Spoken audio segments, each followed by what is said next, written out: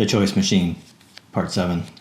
The city woke to silence, broken only by the whir of repair drones sweeping the streets. They plucked broken shells from the rooftop, scraped scorched metal from the pavement, and carried the carcasses of their fallen kind to incinerators that burned through the night. But silence could not erase what had happened. The people had seen. They had looked up from their corridors, from their trays of lemon water, and watched streaks of fire rain from the sky.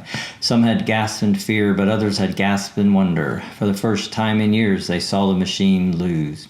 Charlie returned to the basement with the others. His shoulders ached from recoil, but his heart burned alive. Mara sat beside him, and her hand tight around his. She whispered, "The C-suite felt that. They will not admit it, but they felt it." Above them in the tower, the 1% gathered. Executives who had never dirtied their hands now leaned over the tables of glass, watching feeds of broken drones. Their faces were pale. They had built the machine to be flawless, eternal. To see it falter was to see themselves naked.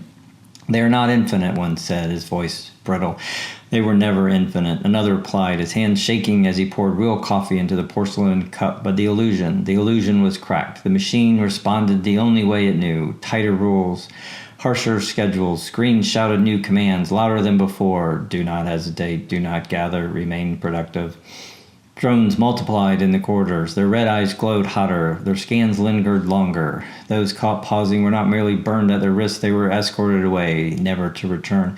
But the basement grew. The night of the fire, its red whispers through the city, like sparks in dry grass. Men and women walking with their hands tilted higher, their eyes sharper. Some disappeared into the shadows, searching for shooters. Charlie watched them arrive, gaunt workers, mothers with hollow cheeks, even children who slipped from their learning halls. They came because they had seen the drones fall, and they wanted to feel the same crack of choice. The leader spoke to them all. "The machine tightens. Good, that means it fears us. But fear makes men in glass towers reckless, and when they grow reckless, we strike." Charlie looked at Mara. "You said they were men in suits, hidden, protected. How do we reach them?" Mara's eyes glowed in the dim light. "The tower is guarded by drones, yes, but drones bleed. The C-suite has forgotten what it is to be hunted. They think glass protects them. It does not. Not if we climb high enough." Charlie closed his eyes and pictured it. The tower loomed, its windows blazing, its C-suite filled with trembling hands, clutching porcelain cups, not gods, not fireproof. His fists clenched. "Then we climb." The basement roared in agreement, and in that roar the machine's hum seemed smaller, thinner, like a note about to break.